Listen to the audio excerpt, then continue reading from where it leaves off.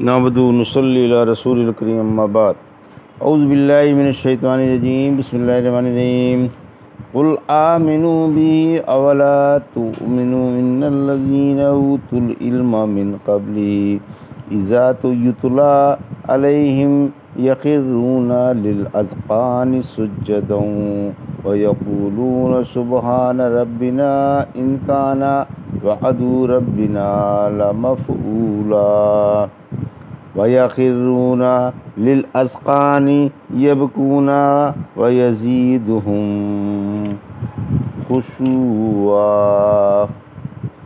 آیت سجدہ۔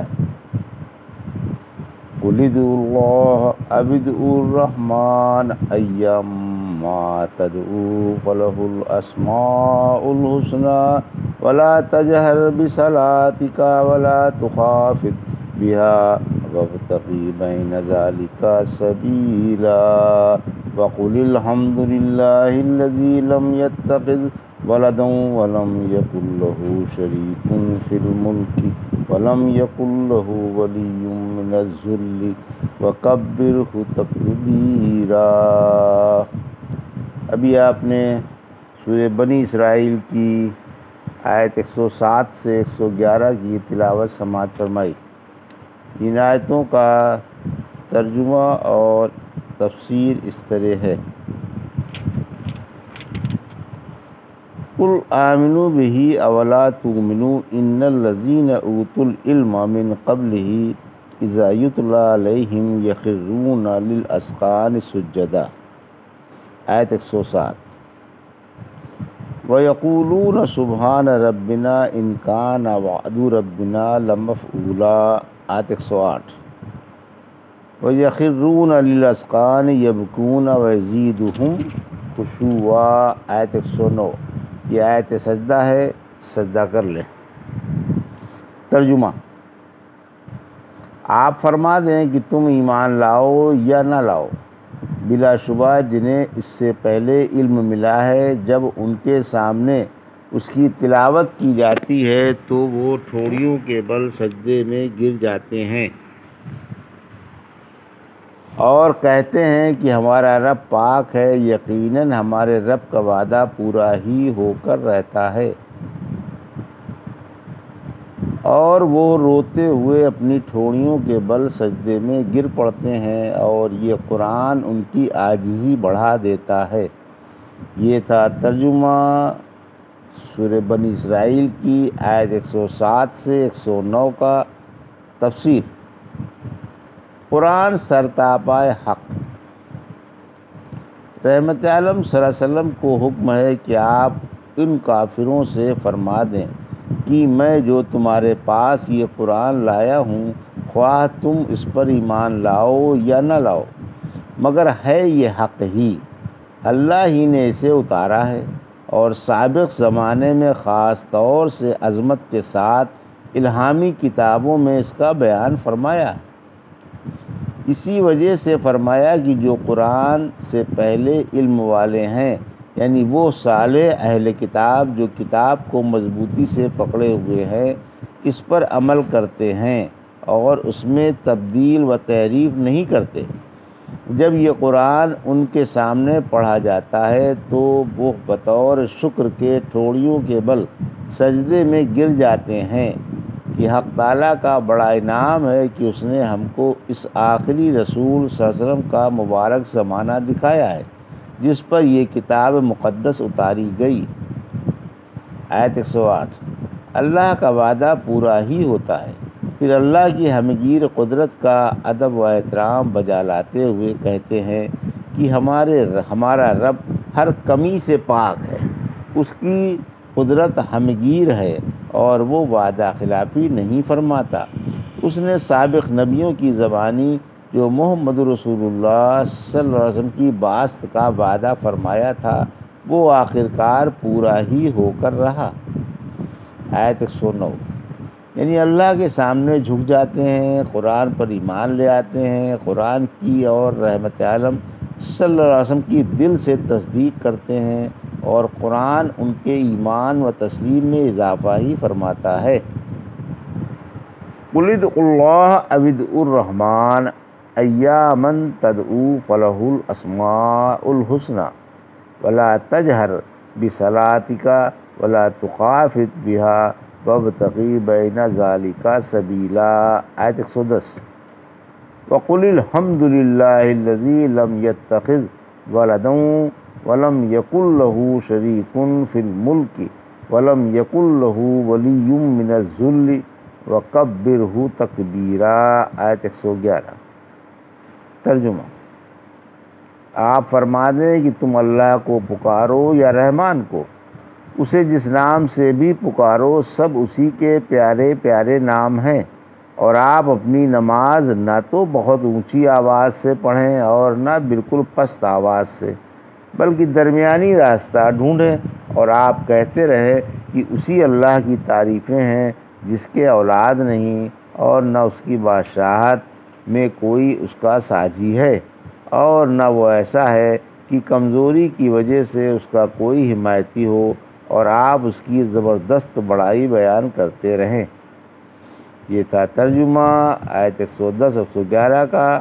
تفسیر آیت 110 یعنی آپ ان سے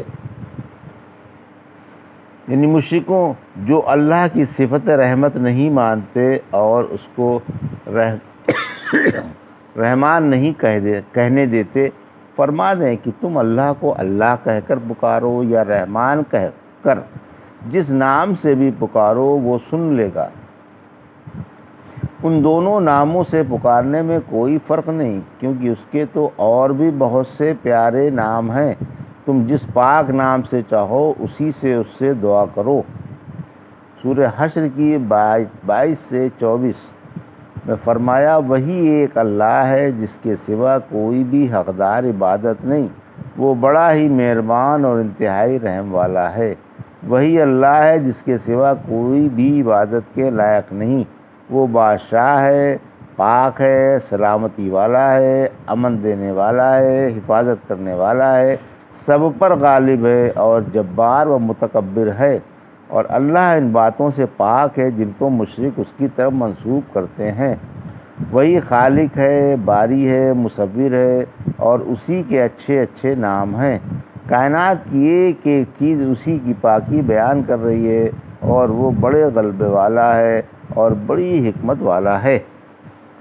آیت کا شان نزول: ایک مشرک نے رحمت عالم صلی اللہ علیہ وسلم سے سنا کہ آپ سجدے میں یا رحمان یا رحیم فرما رہے ہیں۔ بولا کہ یہ کہتے ہیں کہ اللہ ایک ہے مگر پکار دو کو رہے ہیں۔ اس پر یہ آیت اتری۔ ابن عباس فرماتے ہیں جب یہ آیت ولا تجہر اتری تو آپ مکے میں چھپے ہوئے تھے۔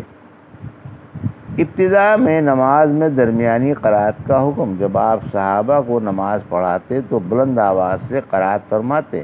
مشرک قرآن سنتے تو نہ صرف آپ کو بلکہ قرآن کو بھی اتارنے والے کو بھی برا کہتے۔ اس لیے اللہ نے اپنے نبی کو ہدایت فرمائی کہ آپ اپنی قرات میں بلند آواز نہ کریں کہ مشرک سن کر قرآن کو برا کہیں، اور نہ قرات ایسی پست فرمائیں کہ آپ کے صحابہ بھی نہ سن سکیں اور آپ سے کچھ نہ سیکھ سکیں۔ ہاں، درمیانی راہ اختیار کریں۔ ضحاک والی روایت میں یہ زیادہ ہے کہ جب آپ ہجرت کر کے مدینہ چلے گئے تو آپ سے یہ حکم ساقط ہو گیا۔ اب آپ کو اختیار تھا کہ جس طرح چاہیں قرات فرمائیں۔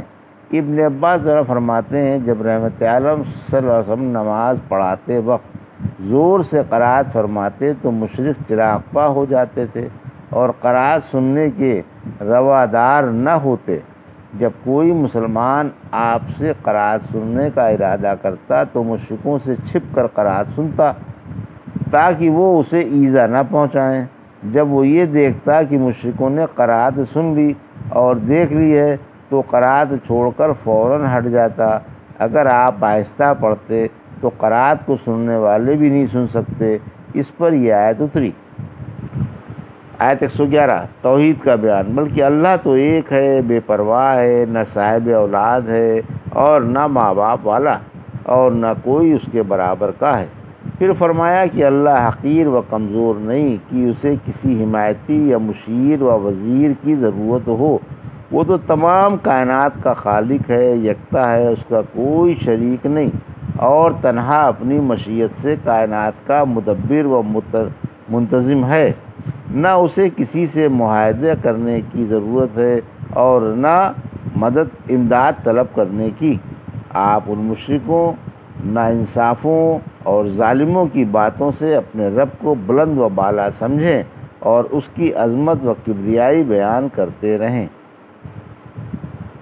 آیت عزت، میں کہتا ہوں کہ رحمت عالم صلی اللہ علیہ وسلم نے اس آیت کا نام عزت والی آیت رکھا ہے۔ چوری اور ناخوشگوار باتوں سے محفوظ رہنے کا عمل۔ بعض اثر میں ہے کہ رات میں کو جس گھر میں یہ آیت پڑھی جائے گی وہاں چوری یا کوئی اور ناخوشگوار واردات پیش نہ آئے گی، واللہ عالم۔ الحمدللہ سورہ اسراء کی تفسیر مکمل ہوئی۔ ابھی آپ نے سورہ بنی اسرائیل کی آیت 107 سے 111 کی تلاوت سماعت فرمائی، کا ترجمہ اور تفسیر سماعت فرمائی۔ بارک اللہ لی و لکم فی القرآن و نفعنی وإیاکم بآیاتہ الذکر الحکیم۔